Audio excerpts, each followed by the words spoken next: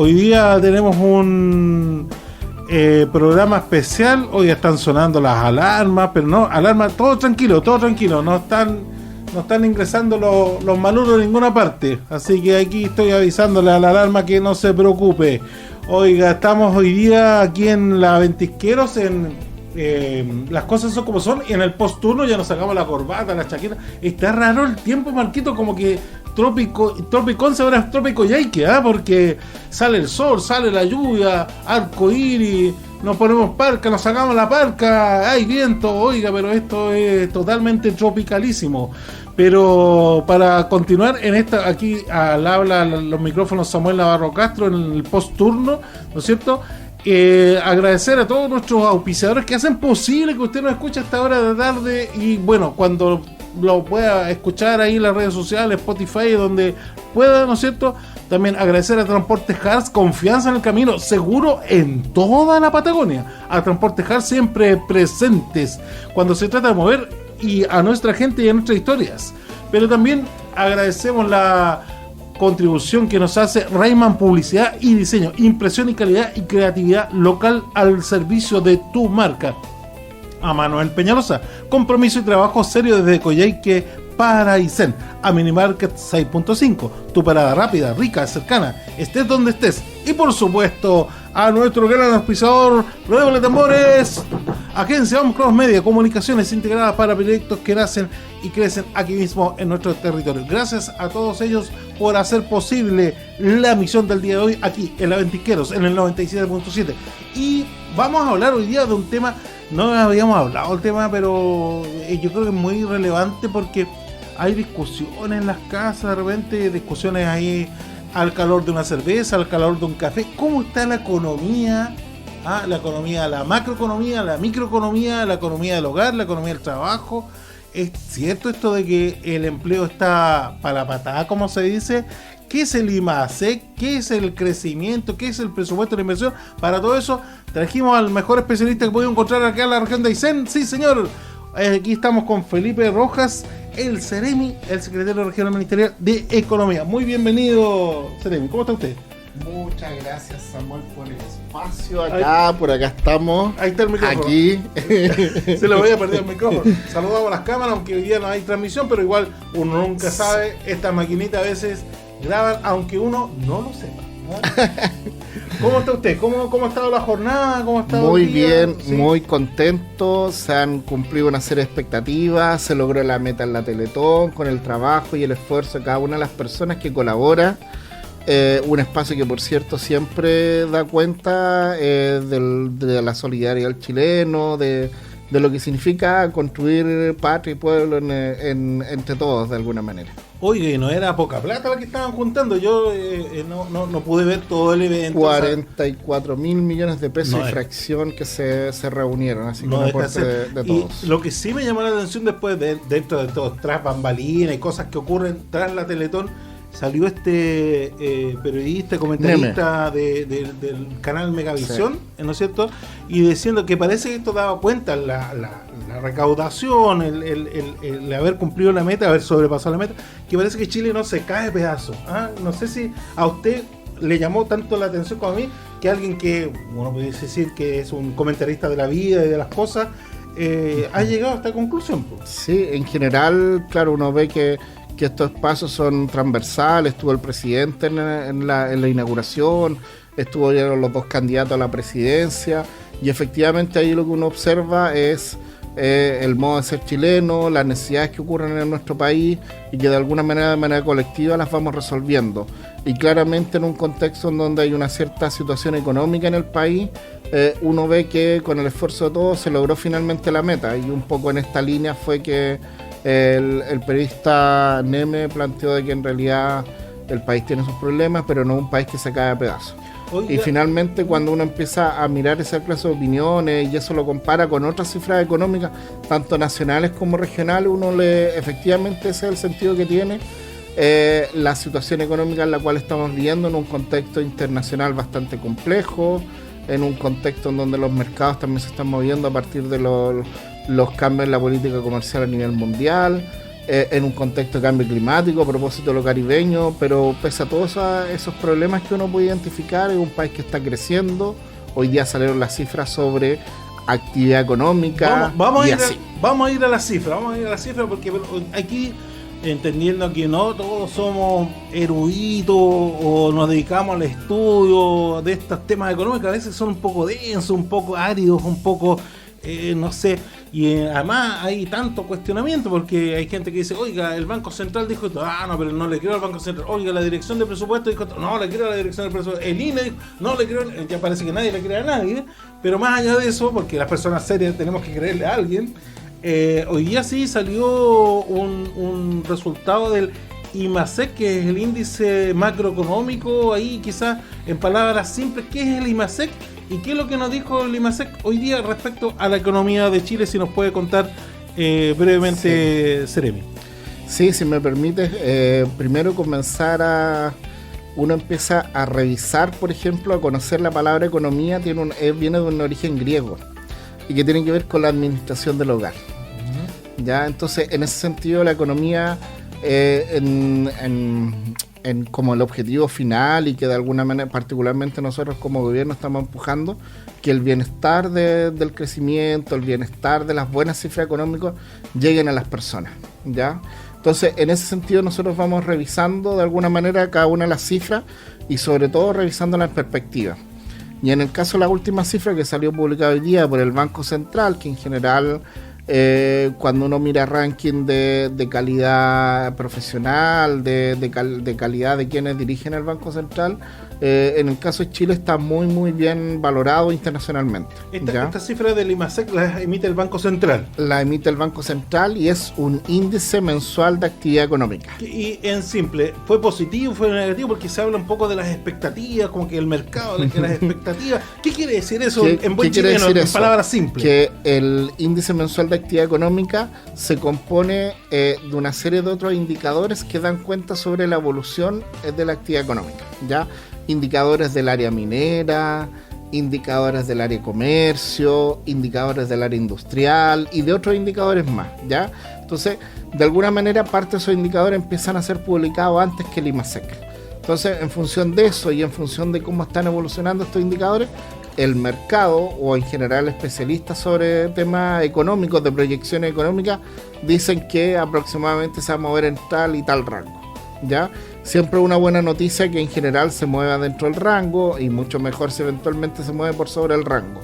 Lo concreto es que el último IMASEC, que el que se publicó el día de hoy, habla de un crecimiento de un 2,2%, ¿ya? Y que está dentro de las expectativas del mercado y sobre todo da cuenta de que hay un crecimiento en el sector comercio.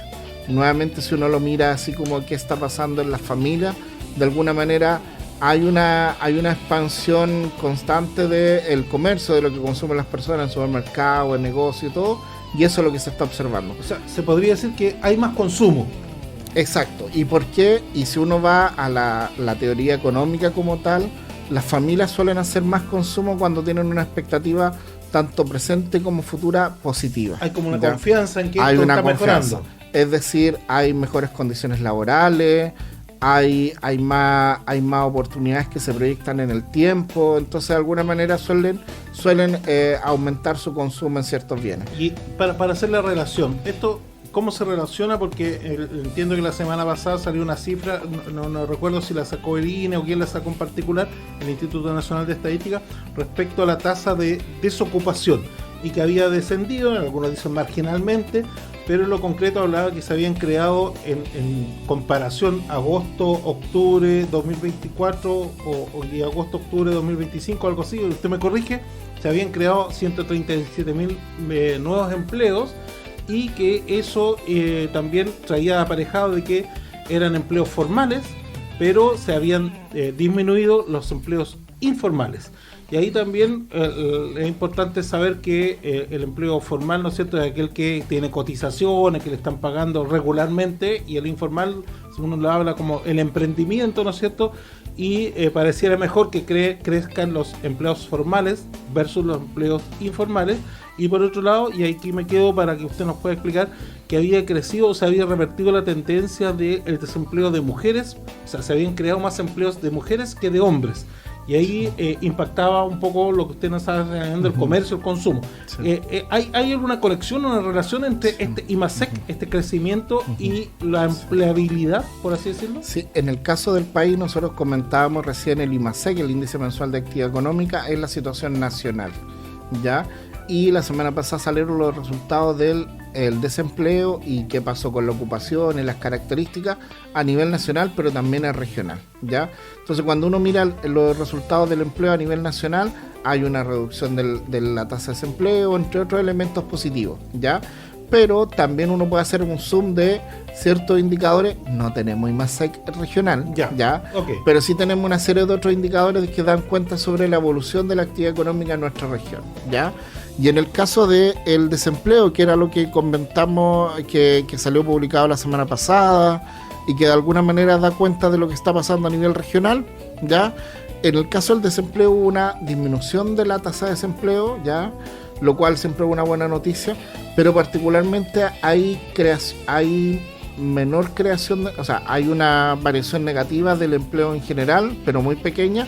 Pero la buena noticia respecto a los trimestres anteriores es que en esta ocasión hay mayor creación de empleo en mujeres, que es algo que en general estábamos como al debe en la región, ¿ya? Esa es una muy buena noticia porque da cuenta de que nuevamente la economía regional está creando empleo para las mujeres precisamente como un aspecto positivo, ¿ya? Y otro aspecto positivo que hace bastantes meses ya lo estamos observando es qué pasa con la conformación de ese empleo, cuánto de ese es formal y cuánto de eso es informal, ¿ya? Nosotros en general en la región de Aysén, como que históricamente nunca hemos sido la región con mayor informalidad del país, eso no ha ocurrido. Por las características de la región. Pero siempre estamos como en el rango medio, ¿ya? Uno siempre espera, y es un desafío también de la política pública, de poder acceder a que las personas tengan mayor formalidad en su empleo, ¿ya? Pero lo que hemos observado en los últimos meses es que hay una mayor creación de empleo formal, ¿ya? Y hay una menor creación de empleo informal. ¿Eso a consecuencia de qué? A consecuencia de el sector privado está de alguna manera contratando más gente, aquellos que son emprendedores per se no necesariamente son informales, sino que hay emprendedores que han emprendido un negocio y tienen contabilidad, dan boletas, sobre todo en la perspectiva de poder acceder a instrumentos de fomento productivo. ¿Y eso en la región de Aysén tiene algo que ver? Y aquí usted me dice si me equivoco o no, estoy hablando pura lecera, dígalo derechamente, no, aquí los micrófonos son para eso, las cosas son como son.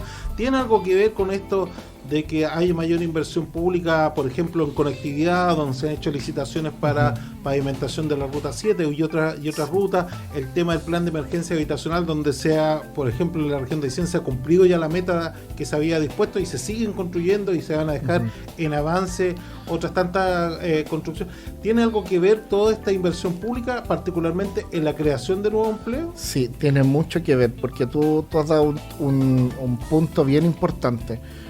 Nosotros cuando empezamos a decir qué características tiene este empleo que existe en la región, uno puede mirar cuánto es formal e informal, pero uno también puede ver de qué sector económico es ese empleo, ¿ya?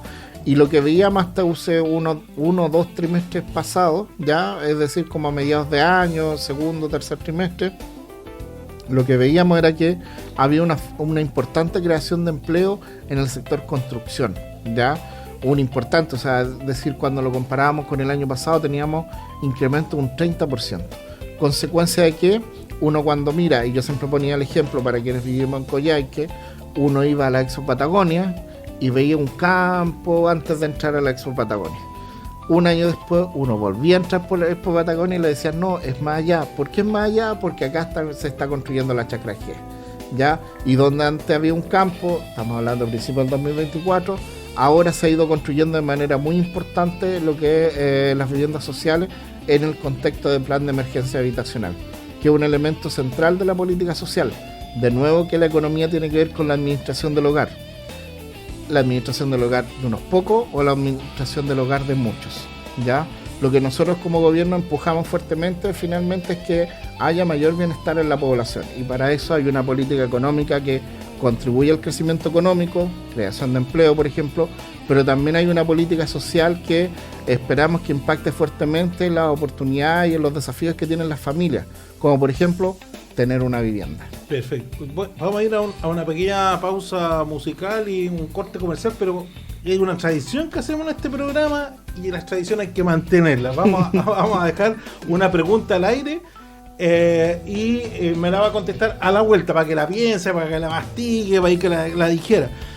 ¿Cómo se condice esta situación de que algunos plantean, ¿no es cierto?, de que Chile se cae a pedazos con el hecho de que los indicadores de las fuentes oficiales, ¿no es cierto?, Banco Central, Dirección de Presupuestos, Instituto Nacional de Estadística, parece que están dando como otra información? ¿Cómo se condice eso? Y ahí lo relaciono, ¿no es cierto?, donde algunos dicen, oiga, parece que hay baja ejecución presupuestaria, como que no pega ni junta como el relato de la crítica con lo que está pasando en la realidad. Y ahí, si es que Marquito nos pega la vamos a dejar esta pregunta lanzada y nos vamos a ir a los comerciales de este programa y también a la pausa musical. Al regreso, acá nos contestan aquí y ahora estas interrogantes. Y volvemos, las cosas son como son, el posturno aquí con Samuel Navarro. Estábamos conversando a propósito de economía, Juan Luis Guerra, ahí el costo de la vida sube otra vez, pero es un clásico, como que no pasa de moda. Oiga, estábamos conversando de economía aquí con el Ceremi de Economía, valga la redundancia, Felipe Rojas, y habíamos dejado una pregunta al aire. Yo creo que me la contesten aquí y ahora. Aquí las cosas como son. ¿Por qué hay tanta o chimuchina o conventillo o cagüín, como quiera llamar, que Chile se cae de pedazos, y pareciera que los datos duros, los datos de los informes de los organismos acreditados, los que saben de esto, parece que indican otra cosa? ¿Por qué esta sensación? ¿O es porque siempre se trata de torcer un poco la nariz de la historia? ¿Qué opinión tiene usted? Sí, en general, en economía se habla de un concepto que es como los fríos números. Ya los números son en general súper claros respecto a la situación que en promedio existe dentro de un contexto, ya sea nacional o regional. Ya, eso tampoco quiere decir que todos estén tan bien ni nada de eso, pero es como parte también de los desafíos que tenemos como gobierno de llegar con la política pública a los distintos sectores, sobre todo considerando sus oportunidades, desafíos, pero también sus dificultades, ¿ya? Y en general, cuando uno mira así como que esto es como que Chile se cae a pedazos y ese tipo de expresiones, dan cuenta de una mirada más allá de lo técnico y más bien ideológica respecto a la situación de un territorio, ¿ya?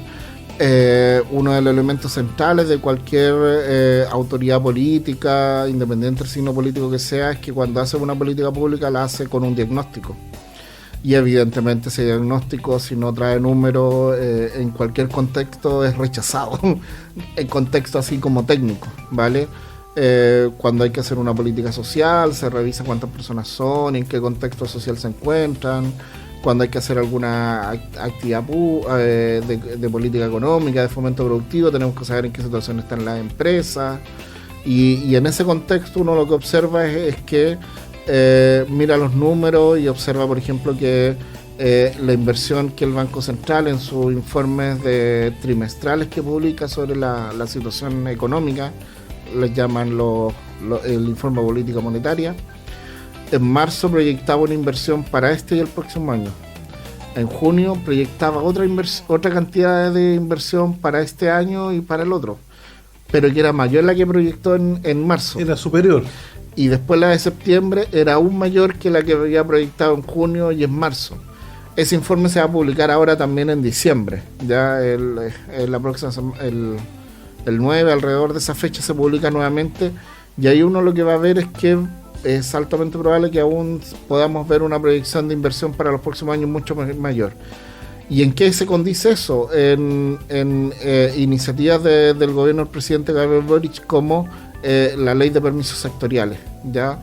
Que de alguna manera lo que hace es reducir los tiempos en los cuales se revisan y se resuelven los proyectos de inversión privada, que evidentemente en el marco de esa iniciativa que nace en el gobierno del presidente, necesariamente va a permitir materializar mayor inversión en los próximos años. A ver si entendemos esto más que eliminar los permisos, lo que se habla a veces de la permisología, toda la tramitación que uno tiene para hacer una inversión, más que reducirlo o eliminarlo, lo que se hace es reducir los tiempos y con eso estimula de que haya gente interesada en invertir.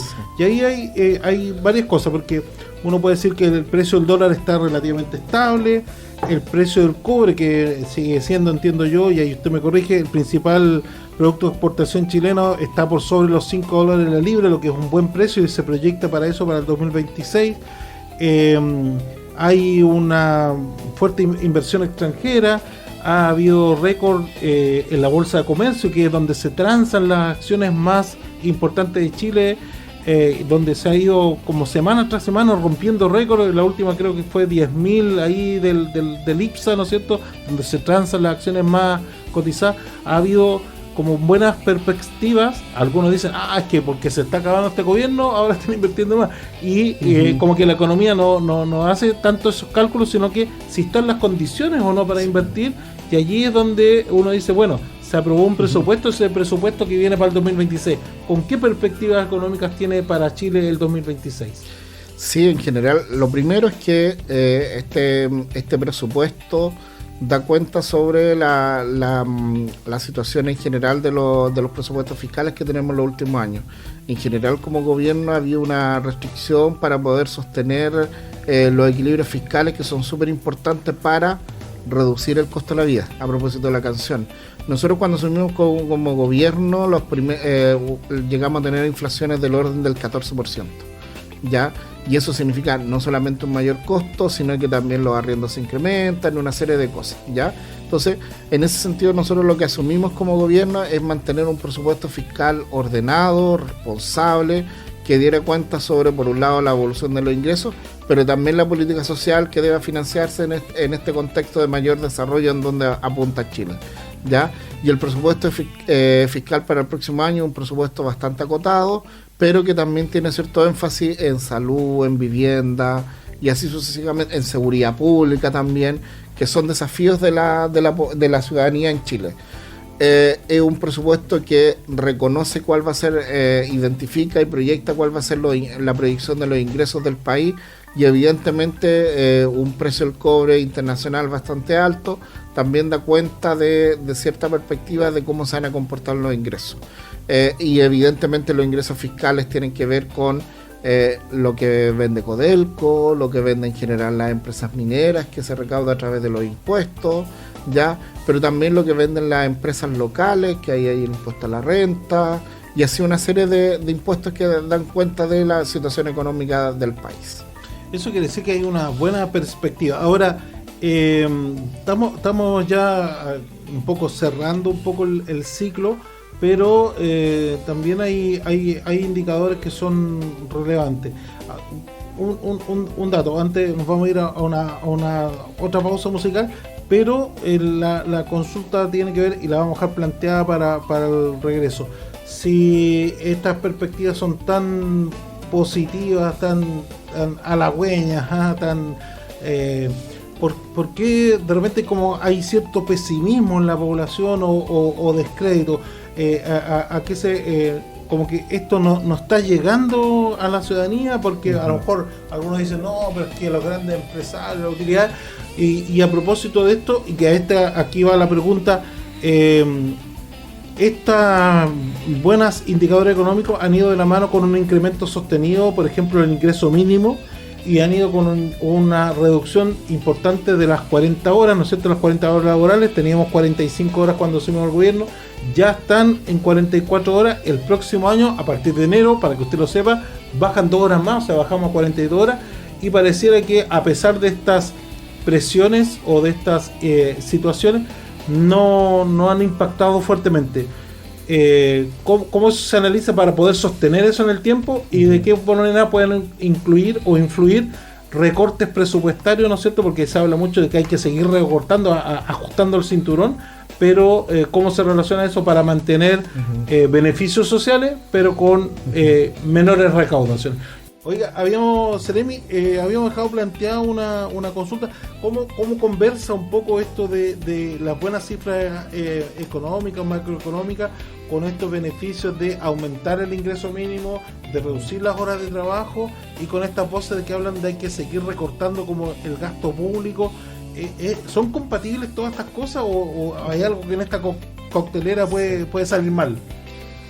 Nosotros siempre cuando conversamos con el sector privado y conversamos con distintos actores por mi rol de Seremi Economía, siempre conversamos que en general los desafíos de hace 30 años eran ciertos desafíos, asociados por ejemplo con el tema medioambiental, pero hace 20 años los desafíos eran otros y más fuertes, o sea, mayor protección ambiental, y las empresas han ido respondiendo frente a esos mayores desafíos ambientales. Y la proyección de largo plazo también son mejor protección del medio ambiente a partir de la actividad productiva. ¿Qué nos pasa a nosotros como sociedad? Que en general probablemente hace 100 años estábamos acostumbrados a trabajar 60, 70, 80 horas, ya a tener un sueldo mínimo que alcanzaba para cosas muy muy básicas, ya, y evidentemente cuando un país empieza a pasar de un país subdesarrollado a un país en vía de desarrollo, a un país que está en la OCDE y que tiene otros desafíos, evidentemente ahí empiezan a que la propia sociedad requiere otras respuestas, ¿ya? Y esa otra respuesta evidentemente en un contexto de 60 horas, después pasamos a un contexto de 48 horas como la norma, a través de la lucha social y todo eso, pero también después pasamos a uno de 45 y estamos apuntando a uno de 40, porque somos una sociedad que se está desarrollando, ¿ya? Bajo el concepto de desarrollo en un amplio sentido. Evidentemente también los salarios mínimos ya requieren, tienen que resolver otros problemas que no eran los problemas de hace 50 años ni de hace 30 años, y por eso vemos que los salarios mínimos también tienen que ir acompañados a incremento en productividad, incremento de las propias necesidades de la población, y evidentemente el contexto económico en el cual se desenvuelven las empresas también que pagan el salario mínimo. Eso respecto a esto, también respecto, por ejemplo, a las viviendas sociales que se entregan. Muchos se recordarán a lo mejor ahora que en los 80 se entregaban soluciones habitacionales como el baño y la cocina. La caseta sanitaria. La caseta sanitaria. Y evidentemente el Estado iba reconociendo que hay que entregar otro estándar de vivienda. Oye, ahora con lavadora, con cocina, con revestimiento. Y nosotros lo miramos, probablemente si recorremos algunas poblaciones dentro de la región, dentro de la ciudad de Coyhaique y en otras zonas, probablemente vemos calles estrechas, una imagen de cómo eran la población que vivía en ese entonces, ¿ya? Y lo que ha hecho la política pública en el contexto de un país que se desarrolla es reconocer que las familias van creciendo, las familias van accediendo a mayores oportunidades económicas, y también aquellos que se beneficiaron alguna vez de una vivienda social, a lo mejor en un par de años pueden tener 1 o 2 autos, pueden requerir otras cosas y hay que tener cierto espacio, ¿ya? Y vemos otro perfil de vivienda social que se va construyendo. Evidentemente esta vivienda social es mucho más cara, ¿ya?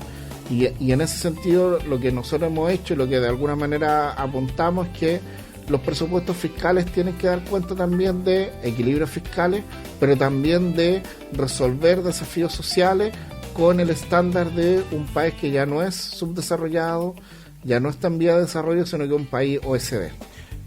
Seremi, la última consulta, pues ya nos tenemos que ir, nos están haciendo señas, musaraña, ya viene la hora de las noticias y diario de deporte aquí en La Ventisquero, pero no me puedo terminar este programa sin que necesito que usted se la juegue.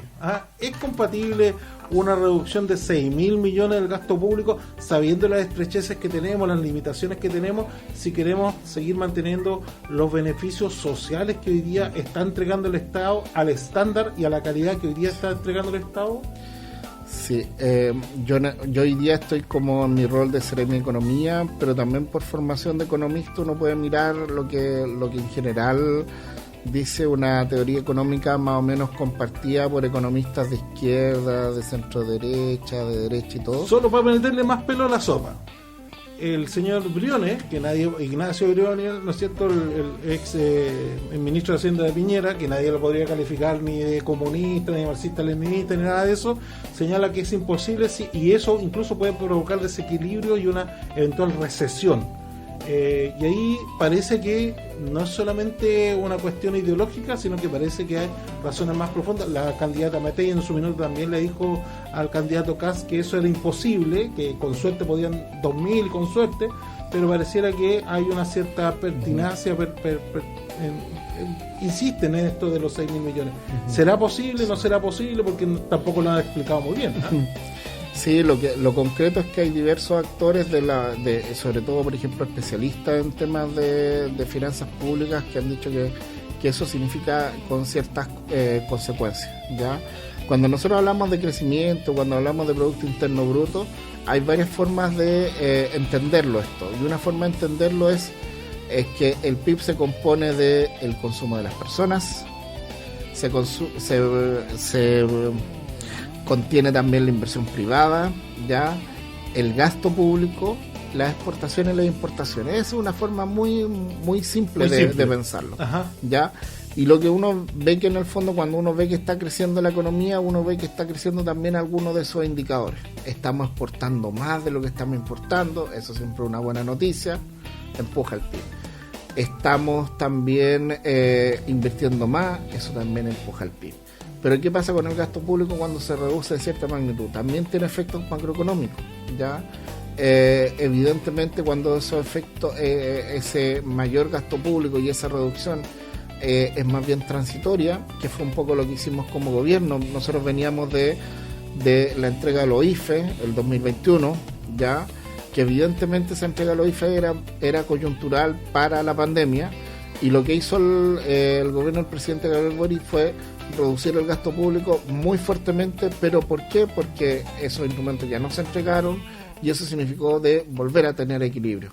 Pero cuando uno señala que no es más bien coyuntural, sino que es más bien estructural, ahí las preguntas que siempre están abiertas es los impactos macroeconómicos que tenga esto en términos del crecimiento. ¿Cómo se va a financiar el gasto social?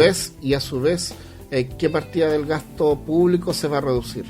Y las partidas del gasto público se componen desde remuneraciones para el personal, desde política social, desde política de fomento productivo, desde las distintas iniciativas que tiene el Estado, que son parte de la forma de abordar las necesidades de la población en un contexto de desarrollo.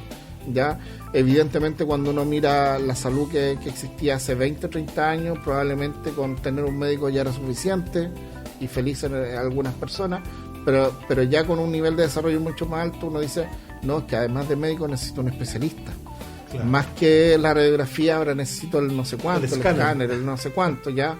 Y así una serie de cosas. Lo mismo en educación. Yo me eduqué en un colegio donde nosotros éramos 45 alumnos, ya, y era como la norma.